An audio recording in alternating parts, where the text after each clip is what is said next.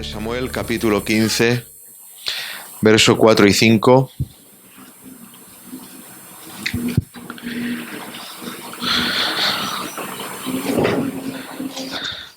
Dice así la palabra del Señor. Y decía Absalón: ¿quién me pusiera por juez en la tierra, para que viniesen a mí todos los que tienen pleito o negocio, que yo les haría justicia?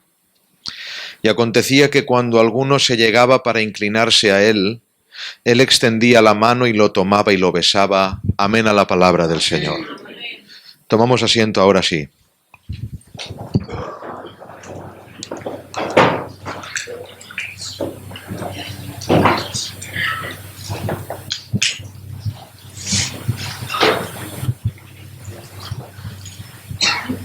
Tenga bien el Señor ayudarme en mi debilidad y poder compartir la palabra del Señor.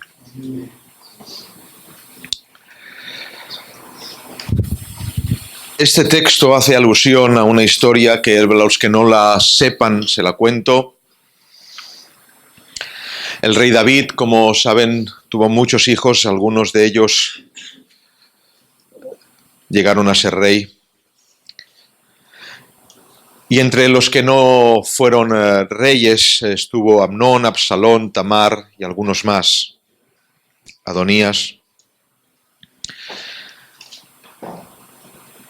Y la Biblia nos cuenta y nos dice que, como ya hemos predicado alguna vez, Amnón, un hijo de David,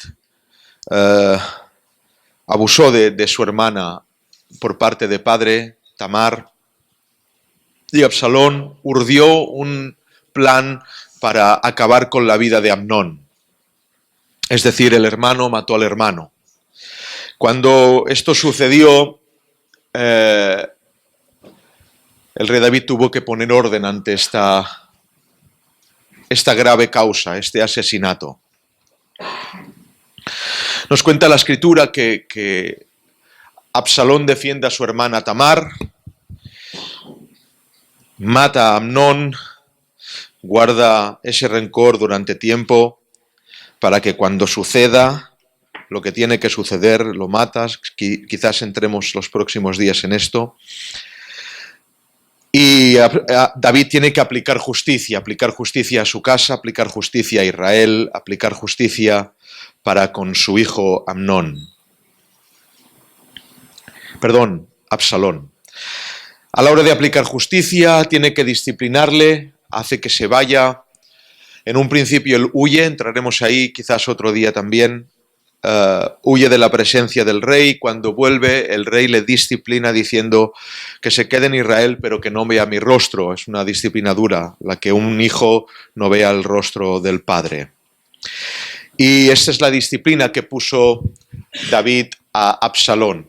Después de esa disciplina, aunque no veía el rostro del padre, y este es el texto que nos trae a memoria el Señor, es que Absalón, el hijo del rey, se ponía a la puerta de la casa del rey antes de que la gente viniera al juicio al rey, que tenía el sabio consejo, y se ponía a inclinar el corazón de la gente para que le pidieran consejo a él. De esta manera, cuando él daba consejo, besaba la mano de aquel que le pedía consejo, urdía un plan democrático, es decir, habla conmigo, yo te diré lo que el rey no te va a decir, nadie te va a hacer caso, pero yo te hago caso, comprendo tu situación, es un abuso, lo que te están haciendo no está bien, y así yo ¿cómo diría yo? Hago una amalgama de mis sentimientos y de los tuyos, y así ya tengo un voto para el día en que yo quiera ser rey, el día que yo tenga el poder o tenga que tenerlo. Y vamos al texto. Y decía Absalón: ¿quién me pusiera por juez en la tierra, para que viniesen a mí todos los que tienen pleito o negocio, que yo les haría justicia? Absalón se veía apto para hacer justicia y quizás fuere más apto que David. Lo que pasa que el Señor no señaló a Absalón, señaló a David. Porque no se trata del que esté más apto o el que no, sino el que Dios señala. Voy a repetirlo.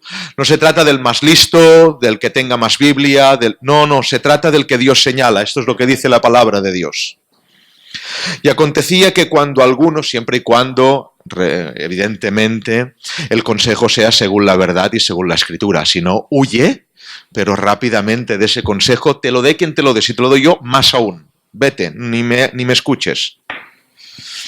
Y acontecía que cuando alguno se llegaba para inclinarse a él extendía la mano y lo tomaba y lo besaba. Gloria al Señor. ¿Habéis entendido la historia por encima? ¿Alguien no? ¿Se ha entendido más o menos? Sí. Bueno, vamos a empezar, pues. Todo viene por esa defensa de su hermana, ¿verdad? De Amnón, cuando abusa de Tamar, él defiende a la que es su hermana. Es su hermana porque es más hermana de Absalón que de Amnón. ¿Por qué? Porque de Amnón tienen la hermandad de padre, pero de Absalón de padre y madre. Otra oportunidad. Es decir, Absalón era hermano de Amnón por padre, pero no era Amnón hermano de Tamar por padre y madre, sino que solamente por padre.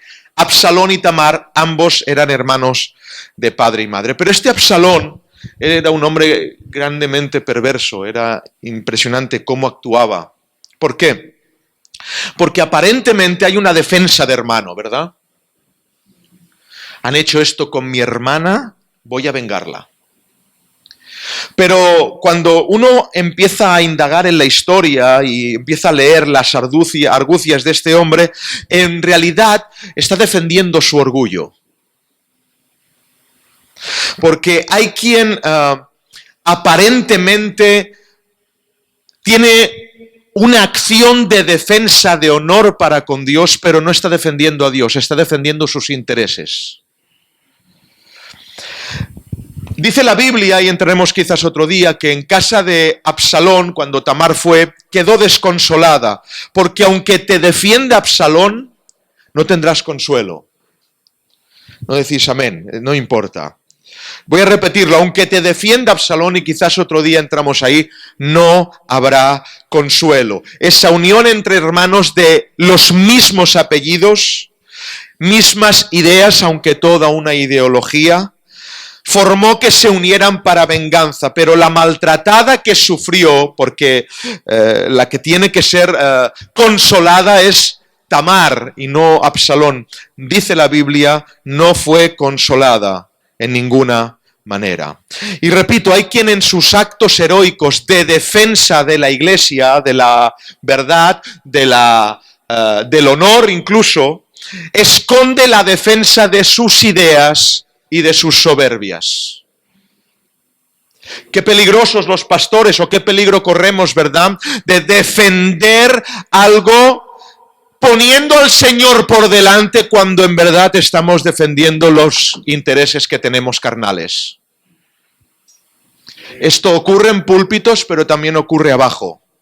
Hay gente que involucra a Dios en cosas que no puede involucrar. Yo lo hago por Dios. Mentira, es tu interés carnal, pero pones al Señor porque si no es brutal. Absalón, en ese momento que hace este asesinato, no es desterrado, y esto es muy importante, aquí quiero que ya entremos dentro, esta reacción es brutal. No es desterrado de momento, sino que huye, es decir, aún David no lo ha visto, pero huye. ¿Y por qué huye Absalón? ¿Huye porque tiene miedo? No dice eso la Biblia. ¿Saben por qué huye? ¿Cuándo huye Absalón? Alucinad, ¿eh? Absalón huye cuando ve llorar el palacio por Amnón. Voy a repetirlo, igual no me he explicado bien. Absalón no huye por el miedo de lo que su padre le puede hacer. No huye por la disciplina. No huye por el castigo. No huye por eso.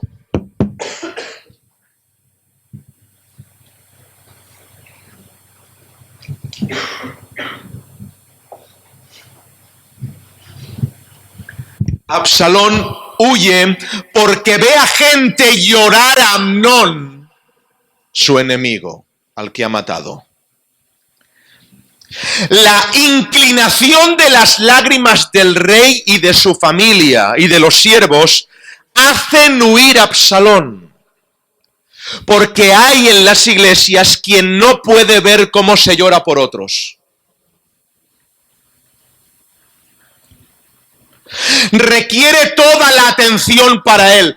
Y no tiene miedo a la disciplina, no le importa. No tiene miedo al castigo del Padre, pero cuando se llora por otros, huye. Se enfada. Rechista, se rebela. Requiere la atención para él. Porque si no se llora por Absalón, no quiere que se llore por nadie. Claro, no lloramos tu pena al estar tu hermana maltratada, pero ahora lloramos esto y te enfadas. Estos vampiros de emociones reclaman las alegrías y los lloros de todos. Si no es por él, que no sea por nadie. Esta gente son los novios en las bodas. Quieren ser ellos siempre. Pero también serán los muertos en los entierros. Quieren que se les llore a ellos. Huyen. Y por eso huyen. No querer que se llore por otros provoca en gente de la iglesia, en esta y en otras, que haya un desapego, una frustración. Y se les ve en su caminar diario. Pero ahora el padre David es padre de Absalón, debe de actuar como rey. ¿Lo entendéis esto? ¿Cuántos tienen por padre a Dios? Si te equivocas, tiene que actuar como rey. Voy a repetirlo. Si te equivocas, Dios tiene que actuar como rey. Y más si sigues en tu equivocación. Segunda de Samuel 14:24 voy yo, dice, mas el rey dijo, y aplica la disciplina, váyase a su casa, pero que no vea mi rostro. Y no vio el rostro del rey. La disciplina de David para con su hijo Absalón, disciplina de rey a súbdito, de pastor a oveja, disciplina de un pastor. Y ahora déjenme un ratito de doctrina, por favor. Luego intentaremos volver, que es muy complicado, pero lo intentaremos.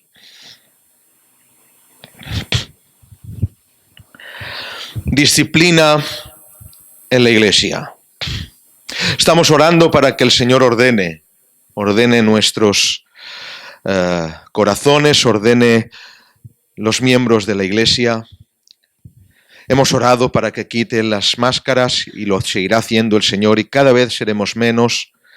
Y el Señor también hará que se ordenen los que realmente son. Y habrá quien venga y habrá quien se vaya, como ha pasado siempre. Esto no es nuevo de ahora, llevamos 7 años así.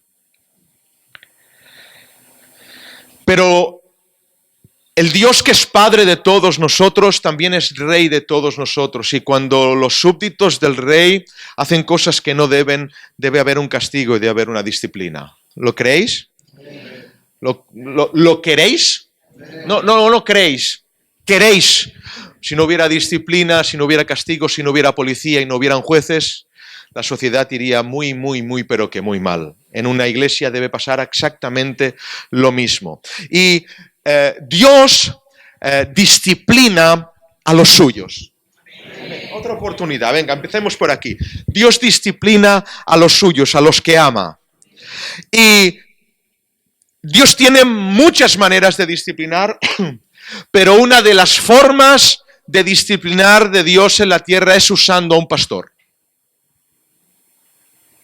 ¿Sí, Rosa, hermana? ¿Es que sí? Vale. ¿Por qué? Miren, David no esperó a que Dios disciplinara a Absalón. Esto es muy bonito y muy elevado. Porque David pudiera decir, yo oro, Dios mío, para que tú disciplines a este Absalón que ha obrado tan mal. Y se pasa un día, se pasa una semana, se pasa un mes. Era tan urgente la administración que no esperó a que Dios actuara, sino que David propuso el castigo para Absalón. Pero los pastores, los siervos de Dios, y que nadie se coja esto, que nos esté viendo siendo un pastor con la chapa de sheriff con licencia para empezar a pegar palos a la iglesia, de ninguna manera. Guárdense en el temor del Señor antes de tocar una oveja suya, para gloria de su nombre. Los pastores tienen que ejercitarse en la paciencia, y seguimos con el tema del otro día, esperando la disciplina de Dios en las almas. ¿Lo entienden? El pastor tiene que arrodillarse y llorar, buscar el rostro del Señor, teniendo en el corazón el mal hacer de esas ovejas y esperando que Dios ordene y discipline. Repito, se espera en paciencia, provoca ese fruto, esa parte del fruto del Espíritu, porque cuando no se ve aquello que quiere hacer Dios, entonces Dios está hablando al pastor diciendo, no voy a ser yo, vas a ser tú. En otras palabras, cuando se espera en Dios que haya un arrepentimiento en el mal hacer, una redirección, ha pasado el fuego, no lo hemos hecho bien, estaba pensando de esta manera, pero ahora empiezo a pensar de otra. Cuando hay eso, el pastor hace, gracias, Dios mío, porque no tengo que intervenir. Pero cuando no ocurre esto, el instrumento que usa Dios para la disciplina es el siervo de Dios.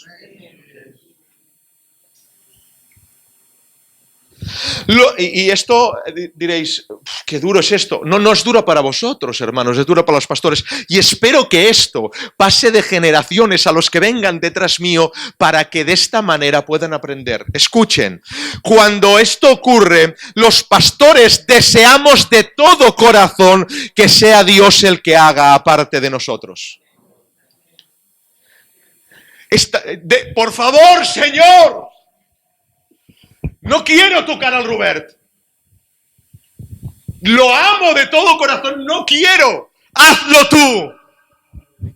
Pero a veces el Señor dice, no lo voy a hacer yo. Te toca a ti. Tú eres mi instrumento en ese lugar.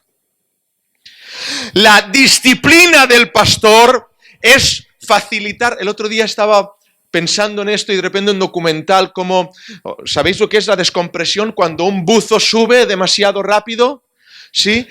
Ocurre algo dentro de su corazón, burbujas en el corazón y los pulmones y muere. Cuando se sube demasiado rápido y no se descompresiona el alma, las ovejas mueren.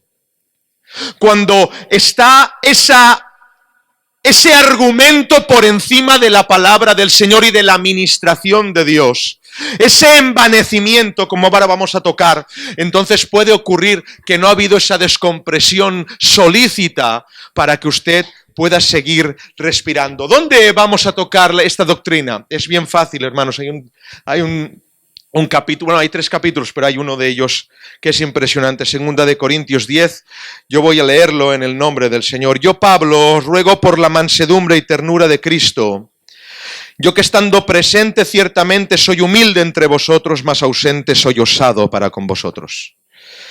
Ruego pues que cuando esté presente no tenga que usar, escuchad hermanos, no tenga que usar de aquella osadía con que estoy dispuesto a proceder resueltamente contra algunos de los que nos tienen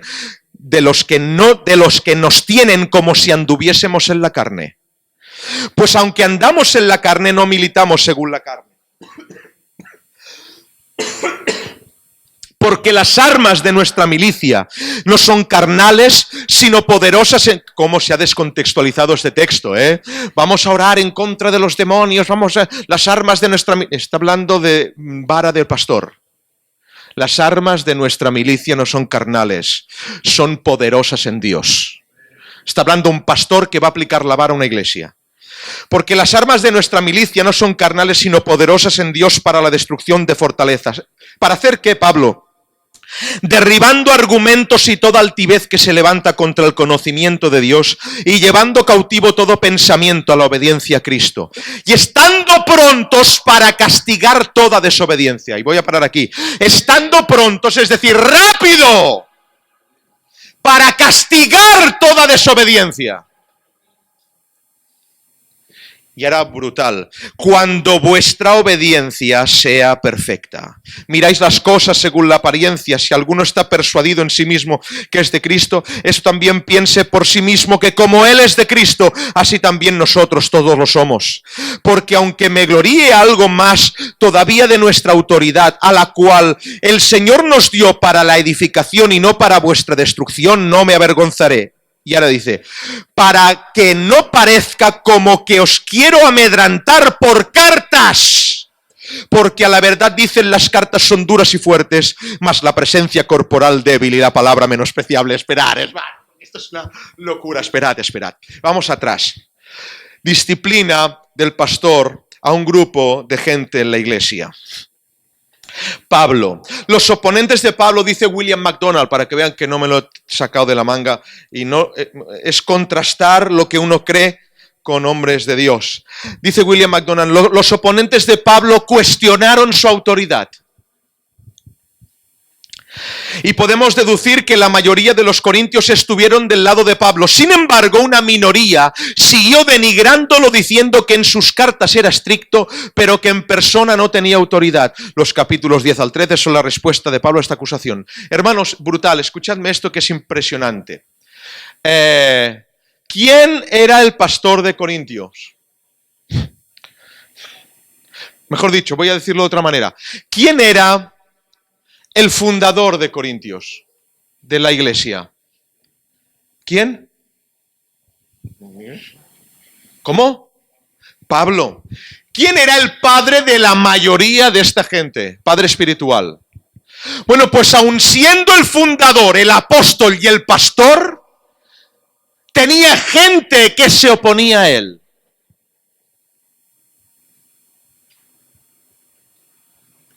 En los versículos del 1 al 6 tenemos la respuesta del apóstol, dice MacDonald, a los que le habían acusado de actuar según los métodos de los hombres del mundo conforme a la carne. Y ahora digo yo, la acusación presentaba a un Pablo que ministraba carnalmente, según sus sentimientos y no según Dios. Esa era la acusación que se le hacía al pastor Pablo. Y Pablo se defiende así: aquellos que nos acusan de andar según la carne. Ahora dice en otro verso, andamos según la carne, pero dice, pero no militamos según la carne. Porque una cosa es andar por el mundo según la carne, pero otra cosa es la milicia. Militar, ¿a qué te suena? ¿A qué te evoca? Está hablando de guerra. No pelearé según la carne. Ando según la carne, pero no peleo según la carne. ¿Saben lo que está diciendo Pablo? Esto. La batalla que os voy a presentar, si me obligáis, va a parecer según la carne, pero no lo es. Lo repito. La batalla que voy a presentar, si me obligáis, está esta premisa en este texto. Va a parecer según la carne, pero no lo es. ¿Por qué? Porque las armas de mi milicia no son carnales, sino poderosas en Dios para la destrucción de fortalezas. Aleluya. Las armas de Pablo, las armas que Dios otorga al pastor, ¿sirven para qué? Para destruir argumentos y toda altivez que se levanta contra el conocimiento de Dios. Voy a repetir esto. Como dice la Biblia, sirven para destruir argumentos y toda altivez que se levanta contra el conocimiento de Dios. Era una acusación propia, hermanos. Pablo se enfrentaba no a un problema de doctrina. O sí, porque la doctrina no es teología, la doctrina es enseñanza. O sea, mirar cómo ando yo, decía Pablo, y así tenéis que andar. Eso es doctrina. ¿O no? Amén. Se enfrentaba con una acusación que le hacían a él mismo. ¿Cómo? El diablo empezó a sembrar argumentos, no sabemos el caso, evidentemente. Empezó a sembrar argumentos y esos argumentos en un grupo de creyentes se llevaron a la altivez, a ser altivos en contra del apóstol. ¿Qué es altivez? La altivez es orgullo en forma despectiva, soberbia. La soberbia es rabia o enfado que muestra una persona por una contrariedad. Otra oportunidad. Rabia o enfado que muestra una persona por una contrariedad. Claro, si te contradigo, te vas a enfadar. ¿O no? Esto es soberbia. Estar por encima de la ley que se le aplica a otros. ¿Qué definiciones, eh? No lo sabía yo esto. No, cuando es aquello sí, pero cuando es a mí no. Aplica la vara ahí, pero aquí no la apliques. Toca aquello, pero cuando me toque a mí no. Soberbia. Pero Pablo tiene el deber de parte de Dios de castigar la altivez y el orgullo.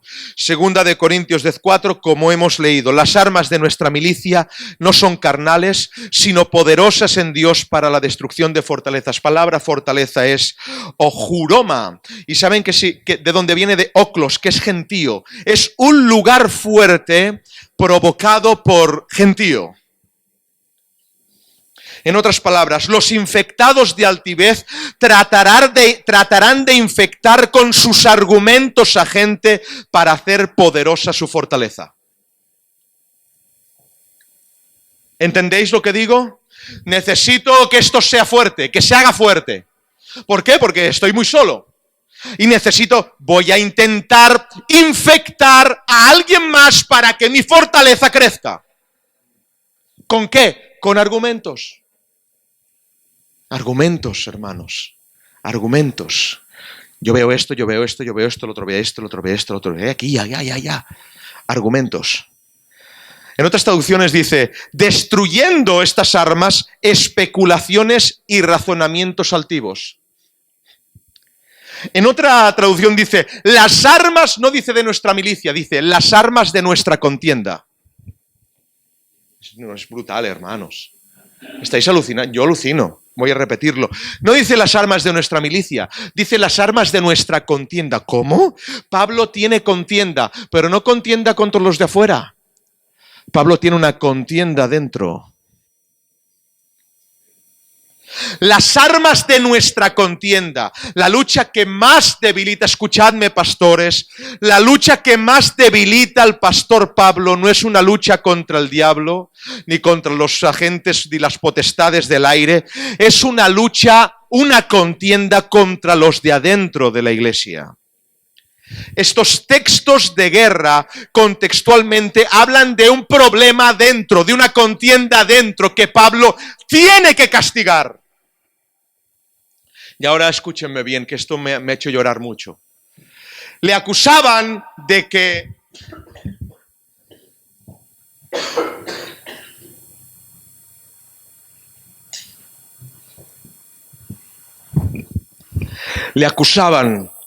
que predicaba muy fuerte, pero ministraba muy flojo. Había pasado por estos 2000 veces, hermanos, hasta que, madre mía, ahora te entiendo. Y empezó el Señor a ministrarme ahí porque yo lo necesito. Le acusaban, en carta es como un león, pero en presencia es débil.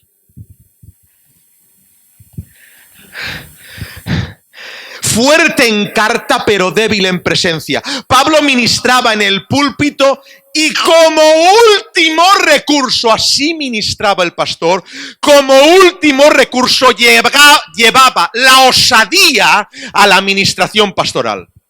¿Estáis entendiendo? Es muy importante esto. Escúchenme, porque yo tengo que tomar ejemplo de esto.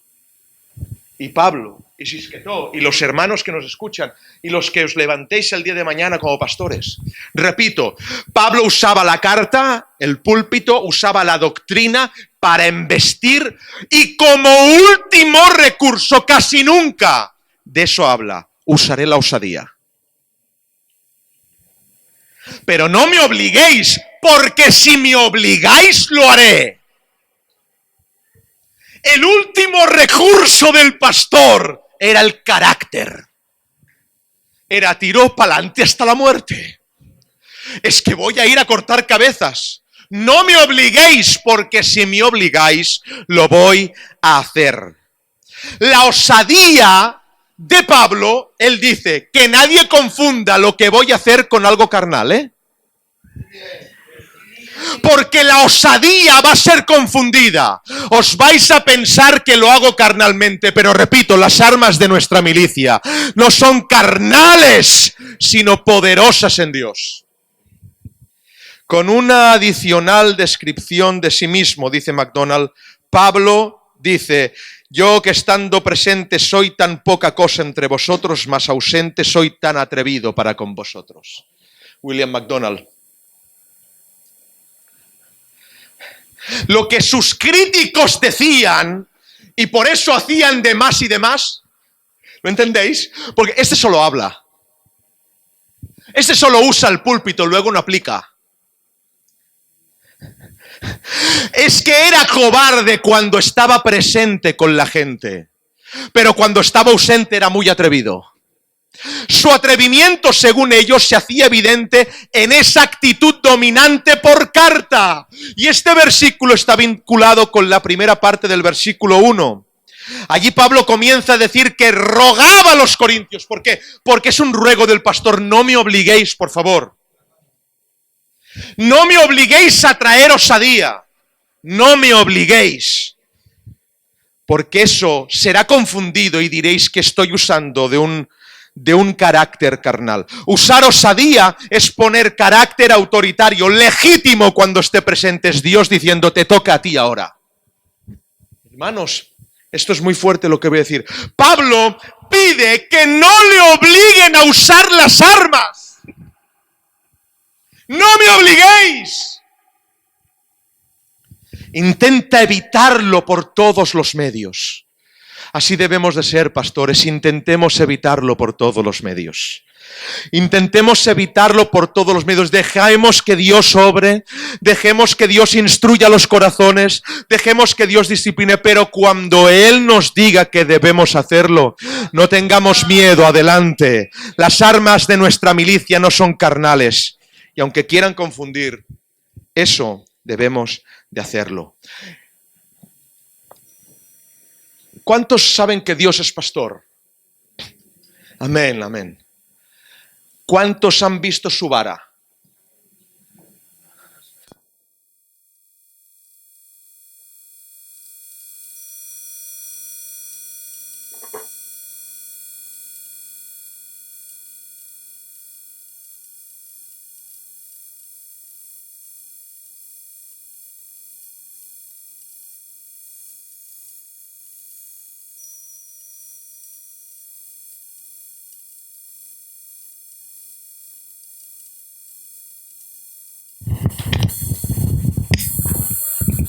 Aleluya. ¿Saben que David habló del Señor y dijo: tú tienes vara y cayado? ¿Va el Señor con una vara y con un cayado? ¿Como pastor? No, hermanos. El mismo palo es la vara, el mismo palo es el cayado. Qué diferente es esto, hermanos. No va con dos. No va el pastor con dos, como si fuera. No, él va con una que usa como vara o usa como cayado. ¿Quién es la vara del pastor? De Dios, evidentemente, el pastor. Los pastores. Es igual de callado como lo ha sido para usted, pero va a ser vara también cuando Dios lo precise.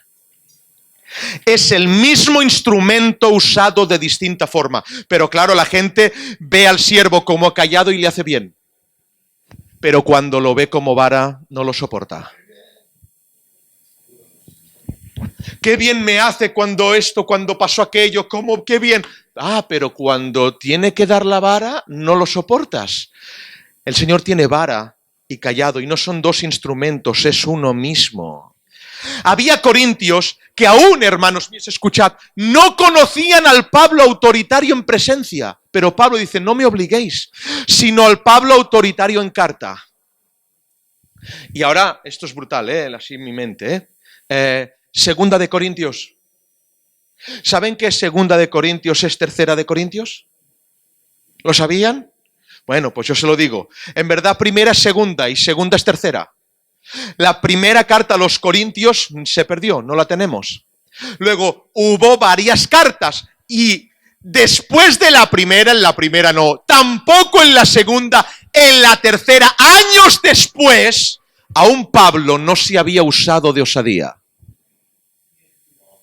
Impresionante. No conocían el carácter de la vara de Pablo. No conocían al pastor que aplicaba la disciplina. Había escrito primera, había escrito segunda y ahora tercera, que es segunda. Pero aún no lo habían conocido años después. Y dice y ruega, no me obliguéis a hacerlo. ¿Por qué? Porque en presencia soy débil y en carta es duro. Y ahora la pregunta que yo hacía, ¿por qué, hermanos? ¿Por qué, pastores? ¿Por qué? Escuchen, por favor. Porque cuando un pastor se enfrenta a la corrección de ovejas, se enfrenta a sí mismo.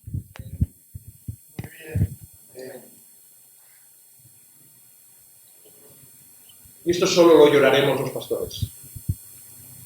Cuando uno se enfrenta a corregir a alguien, se está enfrentando a él. Porque el primer escollo que tiene que driblar, que tiene que superar, es él mismo.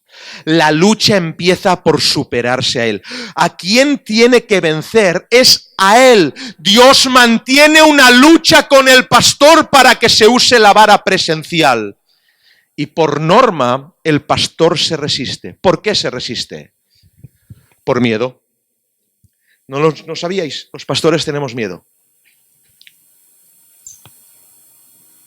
Lo voy a repetir. Los pastores tenemos miedo. ¿Miedo a qué? Miedo a romper el rebaño.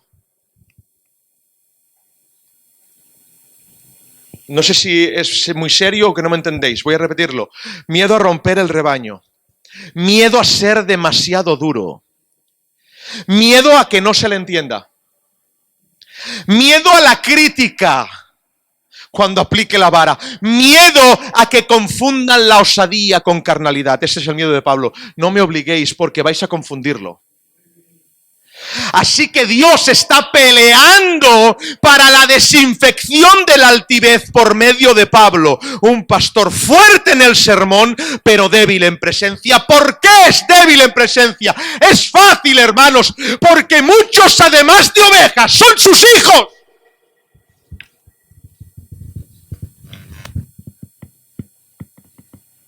Porque los ha parido por vosotros, dicen Gálatas. Vuelvo a sufrir dolores de parto hasta que Cristo se ha formado en vosotros. Son sus hijos, los que ha criado y amamantado, hermanos.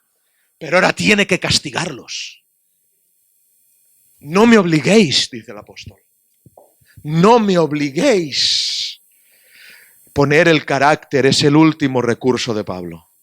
Muchos años después, aún no lo habían visto osado. ¿Os imagináis, hermanos, no tener miedo de Pablo? No lo tenían. Este solo predica. Este es muy duro, pero cuando está aquí no hace nada. Pablo. Es que estamos hablando de Pablo, hermanos, de Pablo. El number one. El que no hay otro como él. Como soldado de Cristo, el apóstol estaba también, escuchen, ¿cómo? Escuchen esta frase, pronto para castigar toda desobediencia. ¿Queréis un pastor así o no? ¿Sí? ¿Así o no? ¿Queréis un pastor que esté pronto para castigar toda desobediencia? Esto es un llamado a los pastores. Prontos para castigar toda desobediencia. Castigar. ¿Qué verbo usa aquí el apóstol?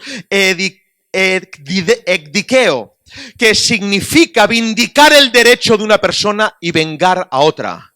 ¿Cómo? Sí, que castigar en este contexto significa vengar. Pronto para vengar a alguien. ¿A quién venga Pablo, hermanos? A Dios. Pablo no se va a vengar a él mismo. No se va a vengar por lo que han dicho de él, no se va a vengar por las críticas, se va a vengar porque están tocando al ojo de Dios. Están tocando al pastor. Y se va a vengar por Dios, no por él. Vengar es devolver un agravio o daño con otra ofensa o daño dirigido a la persona responsable. Pablo venga a Dios. Pero me encanta cuando dice el texto que hemos leído. Dice, voy a castigar toda desobediencia cuando vuestra obediencia sea perfecta. Es decir, escúchenme por favor. Pablo castigará, Pablo disciplinará. Atención por favor, porque esto tenemos que hacer, hermanos. Acordarme de esto. Estas cosas me las tenéis que acordar, porque a veces se me olvidan. Pablo castigará, aplicará disciplina solo cuando haya obediencia. Muy bien. Es brutal. Es brutal, otra oportunidad. Pero si tiene que castigar al desobediente, ¿en qué se diferencia esto? Si el obediente recibe la vara, lo castigará. Si no la recibe, no lo castigará. ¿Por qué? Es bien fácil. Porque el castigo en verdad es el bálsamo. Otra oportunidad. El castigo en realidad es el bálsamo de Dios. Luego, no puede castigar a Pablo quien no recibe la obediencia o quien no se manifiesta en obediencia. ¿Por qué? Porque la Biblia dice que Dios solo al que ama castiga. Luego, Pablo no puede castigar a alguien que no ame a Dios. A los disciplinados, sentiros orgullosos porque Dios solo disciplina a los obedientes que fallaron.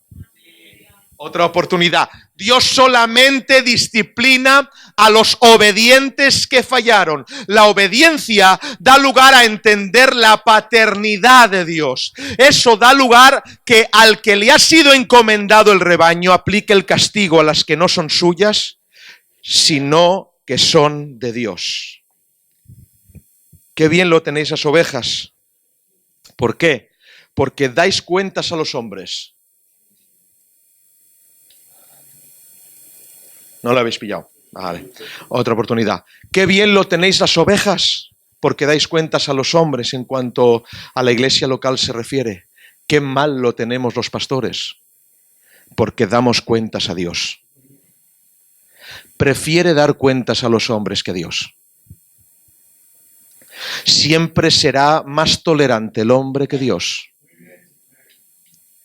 El ejercicio de la disciplina en una iglesia local, y voy a intentar recta final. 2 minutos de doctrina y recta final, otra vez cogemos a Absalón por los pelos. Nunca mejor dicho.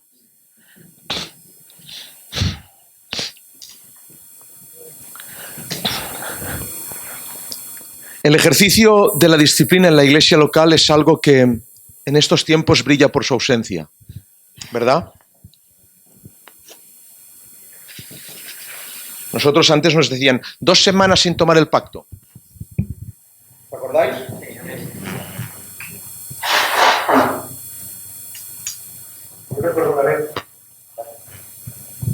Yo recuerdo una vez que había una chica muy bailadora,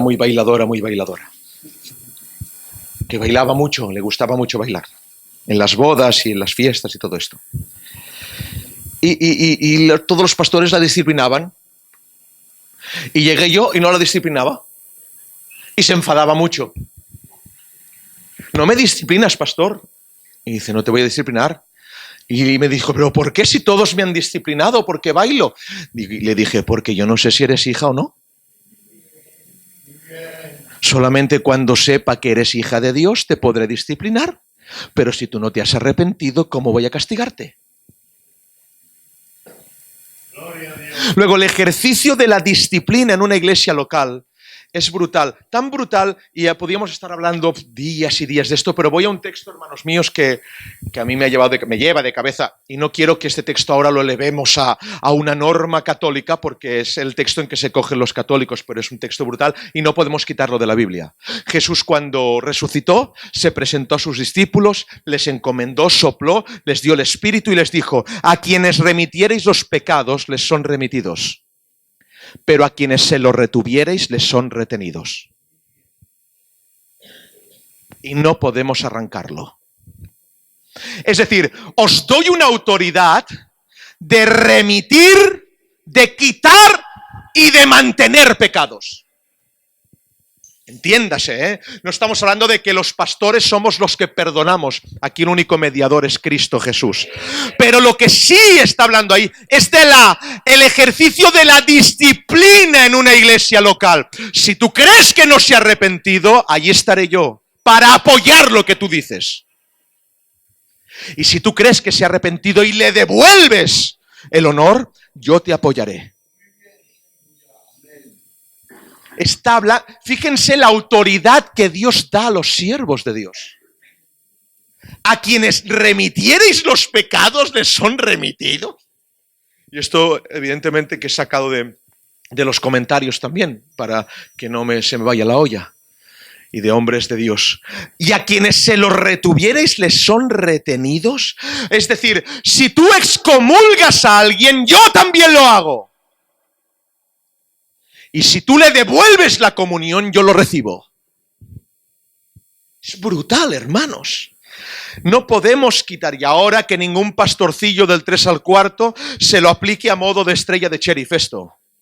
Ahora yo excomulgo, yo doy, yo no doy, yo hago aquí. No, hermano, no, perdona, pero no. El máximo temor a la autoridad de Cristo, por cuanto Él la da a los suyos y solo a los suyos. Por eso, y recapitulamos, cogemos a Absalón por los pelos, ese Absalón envanecido, y nunca mejor dicho, ¿saben cómo muere Absalón? La Biblia dice que yendo con un burro se encadenó sus pelos a las ramas de un árbol. Muchas veces se habla de este envanecimiento, porque desde la punta del pie hasta la coronilla dicen que Absalón no tenía defecto, pero el corazón lo tenía podrido. El cabello cegaba el entendimiento de este hombre. No en vano dice que fue enredado por sus cabellos, porque hay ideas que te enredan. Nunca sabremos cuánto pesaba Absalón. Esta es muy grande, ¿eh? Pero sí sabemos cuánto pesaban sus cabellos. Porque hay gente que sus ideas sabemos lo que pesan, pero ellos pesan 0,0. Y el peso de un hombre o una mujer de Dios no está por lo que piensa. El peso de una mujer y un hombre de Dios está por el testimonio. El testimonio. Los hombres de peso en la Escritura no se hicieron con peso por sus pensamientos, se hicieron con peso por su testimonio. Y voy mucho más adelante, hablaríamos de la disciplina en la iglesia, de aplicar el castigo, y que no aplicar el castigo que Dios dice es una usurpación de poder. Lo voy a repetir, no aplicar el castigo. ¿Es nuestra casa esta? ¿Es tu casa? ¿Es mi casa? Es la casa de Dios. Si yo no hago lo que Dios dice, le estoy quitando autoridad. No quiero cambiar las normas de una casa que no es mía. Si amo su casa, no la puedo considerar mía si no es suya. Por eso no nos engañemos, Dios no puede ser burlado. No puede ser burlado, no sé lo que ocurrirá, no sé cómo vendrá, no sé qué pasará, pero lo que sí sé es que Dios no puede ser burlado. Oseas, como dice Oseas, dice: te destruiste a ti mismo, oh Israel, y Dios tiene que disciplinar. Te destruiste a ti mismo. Joel dice: rasgasteis tus vestidos, pero no tu corazón. Gente que clama mucho rasgando los vestidos, pero el corazón no lo rasga. Y termino diciendo que deseaba verle David a su hijo, pero dijo: no, que no vea mi rostro, que no vea mi rostro, que no vea mi rostro. Hebreos 12:8 dice: pero si se os deja sin disciplina, de la cual todos han sido participantes, entonces sois bastardos y no hijos. Bastardo es un hijo nacido fuera del matrimonio. Repito, bastardo es un hijo nacido fuera del matrimonio. Gente que está en la iglesia pero que no es hijo de Dios. Es por eso que nunca se puede aplicar una disciplina a quien va a seguir practicando lo que es merecedor de dicha disciplina. Solo la disciplina directa de Dios y no la del siervo de Dios puede hacer eso. El hijo sabe lo que está mal. Es por eso que la prueba de paternidad es el castigo de Dios. Si Dios castiga, hay parentesco. Hoy se predica que Dios no castiga, y si a mí no me castiga, soy un bastardo. Pero si participo de sus disciplinas, soy un hijo. Porque al final, y termino, la disciplina, en verdad, la disciplina es un consuelo. La disciplina es un consuelo. Aleluya. La disciplina es un consuelo. Los hombres en las iglesias preferimos no ser disciplinados por razones carnales a la disciplina que grita: eres mi hijo y te amo. ¿Qué preferimos? No, que no vean que me disciplina el Señor o que me disciplina el pastor, o al contrario, que venga la disciplina porque Dios me está gritando que me ama. Texto para finalizar, 2 textos. Dice la Biblia, el capítulo 32, verso 17 de Isaías: y el efecto de la justicia será la paz. Aleluya. Otra oportunidad. Impresionante, hermanos. El efecto de la justicia será la paz. Voy a repetir lo que caiga como una losa en este lugar. El efecto de la justicia será la paz. No tienes paz porque no se te ha aplicado castigo. No tienes paz porque no hay disciplina. No tienes paz porque no se te ha dicho lo que has hecho. No tienes paz porque Dios no te disciplinó. Porque el efecto de la justicia, cuando se aplica la justicia, el efecto de eso es la shalom. La shalom. Y nos lleva a otro texto brutal esto. Me lleva al texto de los textos.